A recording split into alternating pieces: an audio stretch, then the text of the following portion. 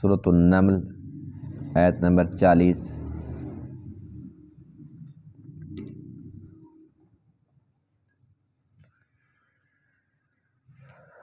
اعوذ باللہ من الشیطان الرجیم،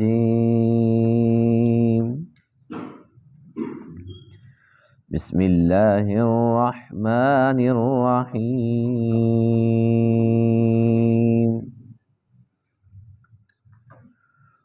قال نكروا لها عرشها ننظر أتهتدي أم تكون من الذين لا يهتدون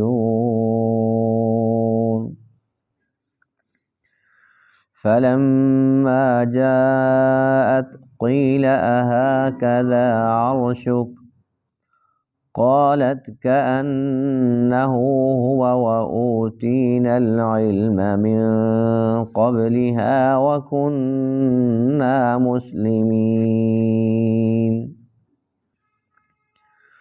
وصدها ما كانت تعبد من دون الله إنها كانت من قوم كافرين قيل لها ادخل الصرح فلما رأته حسبته لجة وكشفت عن ساقيها قال إنه صرح ممرد من قوارير قالت رب إني ظلمت نفسي وأسلمت مع سليمان لله رب العالمين صدق اللہ العظیم۔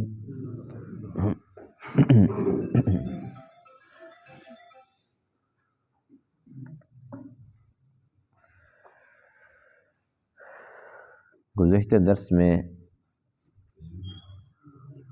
ملکہ بلقیس کے تخت کا تذکرہ چل رہا تھا، جس کے متعلق حضرت سلیمان علیہ السلام نے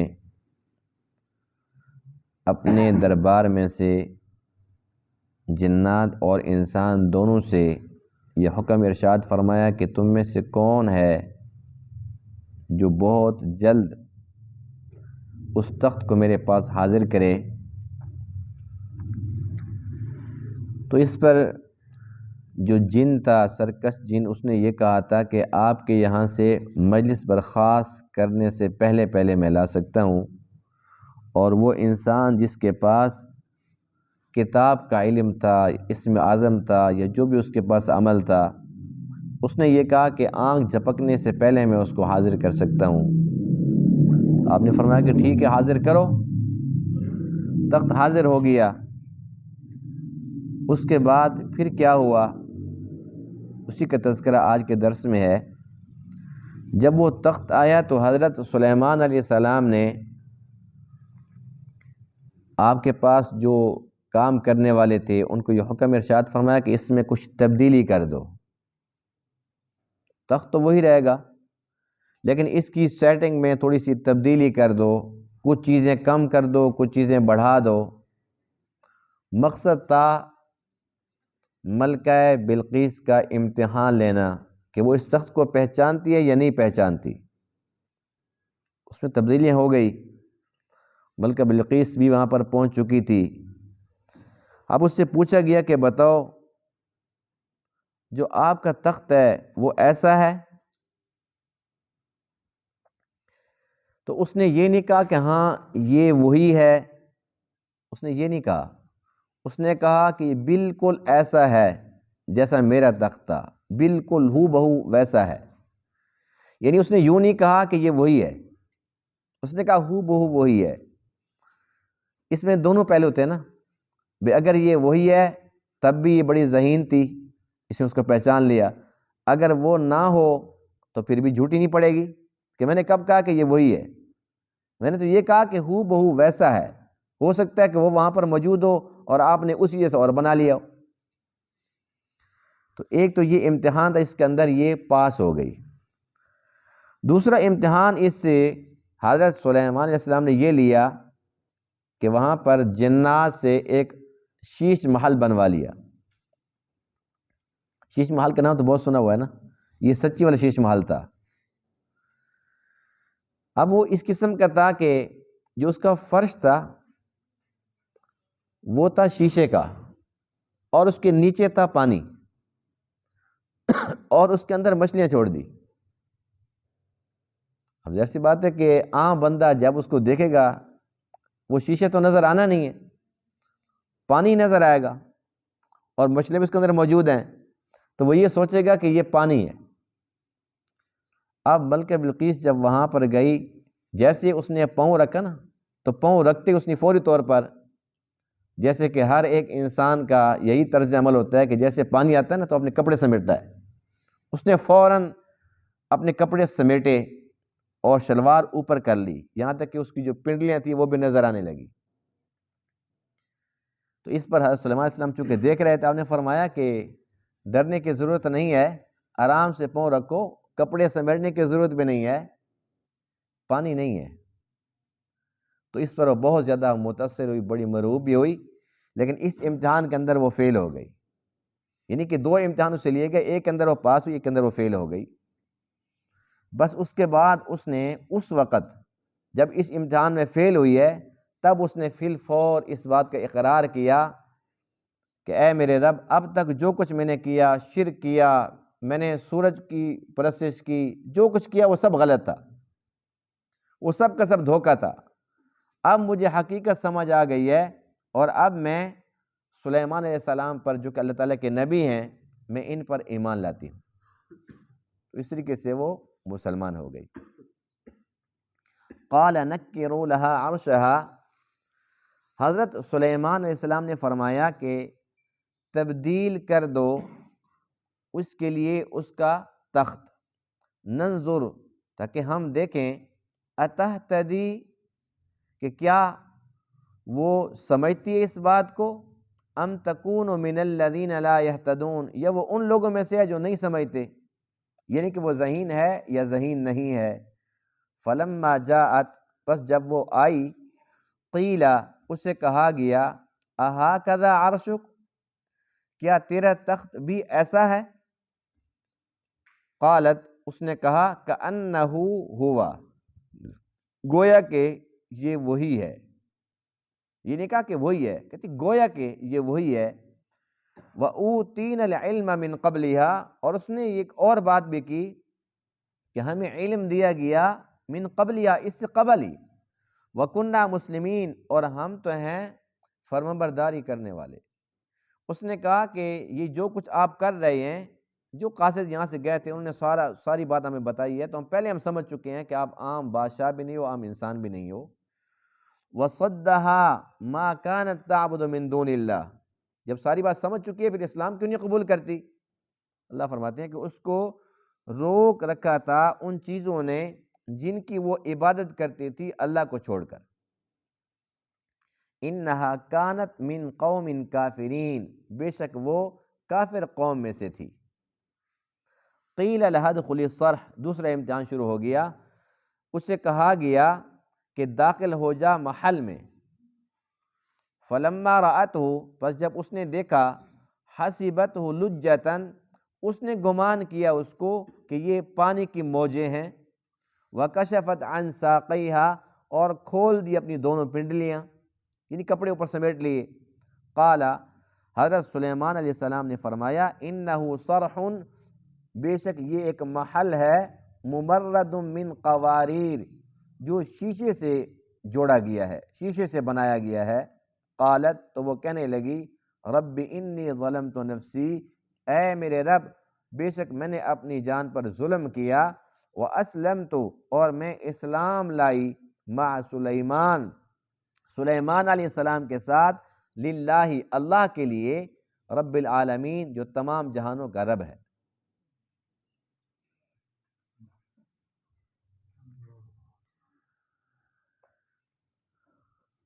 حضرت سلیمان علیہ السلام نے ملکہ بلقیس کے جو قاصد تھے ان کو اتنا مرعوب کر دیا تھا کہ جب وہ وہاں پر گئے تو انہوں نے ساری کی ساری باتیں بتائی کہ وہاں تو منظر بڑا عجیب ہے، کہ ان کے اوپر تو جو پرندے ہیں وہ سایہ کرتے ہیں، ان کی چھت تو پرندے ہیں، اور وہاں پر تو ان کی جو محلات ہیں اور جو ان کے جس طریقے سے میں نے پہلے عرض کیا تھا کہ وہ جو سڑک بنی ہوئی وہ بھی ساری کی ساری سونے کی ہے، تو وہاں پر تو سونے چاندی کا اتنا ڈھیر ہے، اتنی فراوانی ہے، اور ان کے یہاں اس چیز کی کچھ اہمیت ہی نہیں ہے۔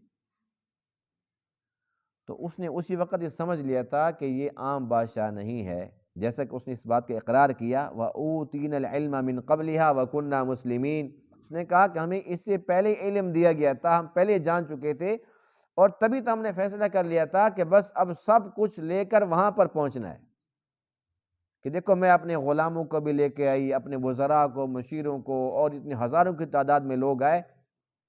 اب ظاہر سی بات ہے جب اتنے زیادہ لوگ آئے، جب ان کی ملکہ نے اسلام قبول کر لیا تو باقی سب نے بھی کر لیا ہوگا، تو ایک دم سے وہ سارے کے سارے بدل گئے۔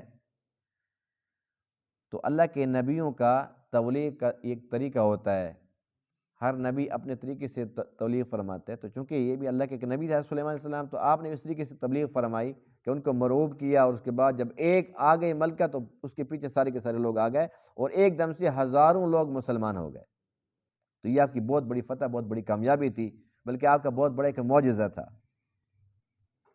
اب وہ تخت جب آ چکا تھا تو آپ یہ چاہتے تھے کہ میں اس کا امتحان لوں، اس امتحان کی غرض سے اس تخت کے اندر تبدیلیاں کر دی گئی، کچھ موتی ہیرے جواہرات کچھ اتار لیے گئے، کچھ اور لگا دیے گئے، یہ تھوڑا سا نقشہ تھوڑا سا تبدیل ہو جائے۔ اب جب اس نے اپنے تخت کو دیکھا تو اندر اندر سے وہ سمجھ چکی تھی کہ ہے تو وہی، اور میں تو اپنے محل کے اندر اس کو بند کر کے تالے لگوا کے وہاں پر حفاظت کے لیے اتنے بڑے کافی بندوں کا انتظام کیا، یہ یہاں پہنچا کیسے؟ تو وہ اس بات کو سمجھ چکی تھی کہ یہ عام انسان نہیں ہے، نہ ہی عام بادشاہ ہیں، بلکہ واقعی اللہ تعالیٰ کے نبی ہیں۔ تو وہ اس چیز کو اندر سے تو مان چکی تھی، لیکن ابھی تک اس نے اسلام قبول نہیں کیا تھا۔ جب اس سے پوچھا گیا کہ کیا یہی ہے تیرا تخت، تو اس نے کہا گویا کہ وہی ہے، اسی جیسا ہے، ہو بہو ویسا ہی ہے۔ اس کے بعد اب وہ یہ سارا کچھ جب دیکھ رہی تھی تو اسلام کیوں نہیں قبول کر رہی تھی؟ تو اللہ فرماتے ہیں وَصَدَّهَا مَا كَانَتْ تَعْبُدُ مِن دُونِ اللَّهِ، کہ وہ جو اللہ کو چھوڑ کر اللہ کے غیر کی طرح متوجہ تھی، یعنی کہ یوں سمجھو کہ شیطان کی وہ پرستش کر رہی تھی، تو شیطان اس راستے سے روک رہا تھا۔ جس طریقے سے عام طور پر مشرکین کا یہ طرز عمل ہوتا ہے، وہ کیا کہتے ہیں جی بھی ہماری مجبوری ہے، قد وجدنا علیہ آباءنا، ہم نے اپنے آباء و اجداد کو ایسے کرتے دیکھا ہے، ہمارے بڑے بھی ایسے کرتے تھے، تو اب ہم کیا کریں؟ تو ملکہ بھی اسی طریقے سے یہ کہنا چاہ رہی تھی کہ میرے بڑے بھی ایسا کرتے تھے، اور باقی جو اس کے ساتھی تھے وہ بھی یہی کہتے تھے کہ ہمارے بڑے بھی سب کچھ ایسا کرتے تھے۔ تو بہت سارے لوگ ایسے ہوتے ہیں جو سمجھدار بھی ہوتی ہیں، جیسے ملکہ بلقیس کتنی سمجھدار تھی، اتنی بڑی حکومت چلا رہی تھی، اس کے باوجود بھی اس کو یہ بات سمجھ نہیں آ رہی تھی کہ میں اللہ کو چھوڑ کر اللہ کے غیر سے جب مدد مانگتی ہوں، پرستش کرتی ہوں، جھکتی ہوں تو یہ غلط ہے، یہ غلط اس کو غلط نہیں لگتا تھا۔ یہ دنیاوی لحاظ سے بہت سارے لوگ ایسے گزرے ہیں جن کا بڑا نام تھا لیکن وہ غیر مسلم تھے۔ اب جس طریقے سے یہ جو گاندھی جی تھا، گاندھی، اب کیا یہ کوئی بے وقوف تھا؟ اس طریقے سے یعنی کہ بڑے بڑے نام اب موجودہ دور کے اندر دیکھ لیں کہ جو وہاں کے ہندوستان کے جو بھی سائنسدان ہیں، تو جو ایٹم بم بنا سکتے ہیں وہ بے وقوف ہیں۔ بڑے بڑے انجینئر، بڑے بڑے فلاسفر، بڑے بڑے ڈاکٹر جو اس وقت انہوں نے میزائل بنا لی ہیں، ایٹم بم بنا لی ہے، اور نئی نئی چیزیں ایجاد کر لی ہیں، سب کچھ کرنے کے باوجود ان کو یہ بات تو ابھی تک بھی سمجھ نہیں آئی کہ اس گائے کے اندر کچھ نہیں ہے، یہ بات سمجھ ابھی بھی نہیں آ رہی۔ تو مشرک جب شرک کرتے ہیں تو ان کی مت ماری جاتی ہے، بات آسان ہوتی ہے لیکن سمجھ نہیں آتی۔ تو بڑے بڑے لوگ ایسے گزرے ہیں، جیسے آج کے دور کے سائنسدان ہیں، ہر دور میں اس قسم کے سمجھدار، عقل مند، بڑے ذہین لوگ رہے ہیں، لیکن ان کو یہ بات سمجھ نہیں آتی کہ اللہ تعالیٰ وحدہ لا شریک ہے، وہی ہمارا خالق اور مالک ہے۔ تو اللہ فرماتے ہیں کہ ملکہ بلقیس کو بھی اس چیز نے روک رکھا تھا کہ وہ اللہ کے راستے کو چھوڑ کر غیر کے راستے پر جھکی ہوئی تھی، انہا کانت من قوم کافرین، وہ کافر قوم میں سے تھی، یعنی کہ وہ کافرہ تھی۔ اب اس امتحان کے اندر تو وہ پاس ہو گئی، کامیاب ہو گئی، اگلا امتحان وہ اس سے زیادہ سخت ہے، اس کے اندر وہ فیل ہو گئی۔ حضرت سلیمان علیہ السلام نے یہ امتحان لیا کیوں؟ یہ دوسرا امتحان تھا، یہ امتحان کیوں لیا؟ اس کی وجہ یہ لکھی ہے کہ جیسے میں نے پہلے آپ کو بتایا تھا جب یہ واقعہ شروع ہو رہا تھا کہ یہ بات مشہور تھی کہ ملکہ بلقیس جو ہے اس کی ماں جنیہ تھی۔ تو یہ بات مشہور تھی کہ چونکہ اس کی ماں جنیہ تھی تو اس کے اندر بھی وہی اس کی ماں والے اثرات ہیں۔ اس کی پنڈلیوں کے اوپر نا جیسے انسانوں کے بال ہوتے ہیں ایسے نہیں، جیسے جانوروں کے ہوتے ہیں، اس قسم کے بہت بڑے بال ہیں، اور اس کے جو پاؤں ہیں وہ مڑے ہوئے ہیں۔ جس طریقے سے آج کل بھی مشہور ہے نا چڑیل ہوتے ہیں نا، اس کے پاؤں وہ پیچھے ہوتے ہیں، یہ بات مشہور ہے نا۔ تو یہ ہر بات جو مشہور ہوتی ہے اس کے پیچھے کوئی نہ کوئی بات ہوتی ہے۔ تو آج کل یہ کہتے ہیں چڑیل کتنی خوبصورت ہوتی ہے، لیکن چڑیل کا پتہ تب چلتا ہے جس کے پاؤں دیکھو، پاؤں الٹے ہوتے ہیں۔ تو اس دور کے اندر بھی ملکہ بلقیس کے بارے میں یہ چیمیں گوئیاں تھیں کہ اس کے جو پاؤں ہیں نا وہ الٹے ہیں، اور اس کی پنڈلیوں کے اوپر بال ہیں، یعنی کہ اس کی ماں کے اثرات اس کے اوپر ہیں۔ تو اب اس سے کون کہے کہ اپنے پاؤں چیک کرو؟ وہ تو مہمان تھی۔ اچھا اس سے کون کہے ذرا پنڈلیوں سے کپڑا اوپر کرو، پنڈلیاں چیک کرو؟ اور وہ بھی حضرت سلیمان علیہ السلام، اللہ کے نبی ایسی بات ایک عورت سے کیسے کر سکتے تھے؟ تو آپ نے اس کے لیے یہ حیلہ کیا، یہ حیلہ، یہ تدبیر کی کہ کہنے کی ضرورت ہی نہیں ہے، ہم ایسا کام کرتے ہیں کہ یہ سارا کا سارا جو راز ہے وہ سارا ہمارے سامنے آ جائے گا۔ تو آپ نے اس وقت جنات سے مشورہ کیا۔ کوئی بھی جب مسئلہ آپ نے حل کرنا ہوتا تھا تو سب سے جو پہلی صف ہوتی تھی نا تخت کے اوپر انسانوں کی، اس کے پیچھے پھر جنات ہوتے تھے، اس کے پیچھے تیسری صف کے اندر شیاطین ہوتے تھے۔ اب اس معاملے کو سدھارنے کے لیے کہ پتہ کرنے کے لیے کہ اس کی حقیقت کیا ہے، جب آپ نے مشاورت فرمائی تو وہ جو شیاطین تھے انہوں نے کہا جی یہ آپ ہمارے پر چھوڑ دیں، یہ کام ہم کر دیتے ہیں۔ تو انہوں نے یہ کام کیا۔ اب اس سے یہ بات بھی سمجھ آ گئی کہ اللہ کے نبیوں کے پاس علم غیب نہیں ہوتا۔ علم غیب اللہ کی صفت ہے جو اللہ کے ساتھ خاص ہے۔ اگر اللہ کے نبیوں کے پاس علم غیب ہوتا تو حضرت سلیمان فرماتے کہ مجھے سارا پتہ ہے کہ اس کے پاؤں کیسے ہیں، اس کی پنڈلیاں کیسی ہیں، اس کی ماں جنیہ ہے یا نہیں ہے، اس کے اوپر اثرات ہیں یا نہیں ہے، مجھے سارا پتہ ہے۔ لیکن آپ کو پتہ نہیں تھا، تبھی تو آپ نے یہ ساری کی ساری تدبیر کی۔ اب شیاطین نے کہا کہ اب ہمارے پر چھوڑ دیں۔ انہوں نے ایک کارنامہ سر انجام دیا کہ ایک شیش محل بنا دیا۔ اب جیسے محل میں داخل ہوتے ہیں نا، داخل ہونے سے پہلے جو اس کا سین ہوتا ہے، جہاں سے گزر کے پھر وہ سیڑھیاں آتی ہیں، اس کے بعد پھر بندہ اندر جاتا ہے، جیسے عام طور پر نقشے ہوتے ہیں، وہ جو سین تھا نا، اس سین کے اندر یہ منظر بنا دیا کہ نیچے پانی تھا اور پانی کے اندر مچھلیاں بھی چھوڑ دی۔ اب مچھلیوں کو کہاں چین آتا ہے؟ مچھلیاں ادھر سے ادھر جا رہی ہیں، ادھر سے ادھر جا رہی ہیں، کافی ساری مچھلیاں تھی، جیسے وہ دوڑ رہی تھی تو پانی ہل رہا تھا، اوپر جو شیشہ ہے وہ نظر ہی نہیں آ رہا تھا۔ شیشہ سفید ہو، پانی جیسا ہو تو کہاں نظر آئے گا؟ اب ملکہ بلقیس جیسے آئی نا، اس نے پاؤں رکھا تو وہ ڈر رہی تھی کہ اب میں اس کے اندر گری نہ جاؤں۔ اس نے سب سے پہلے کیا کیا کہ اپنی جو شلوار تھی اس کو اوپر کر دیا۔ تو وہ جب دیکھا گیا تو پنڈلی پر بال تھے، یعنی عام انسانوں جیسے نہیں تھے، عام انسانوں سے تھوڑے ہٹ کر تھے لیکن زیادہ تھے، لیکن جو پاؤں تھے وہ بالکل درست تھے، پاؤں ٹیڑھے نہیں تھے۔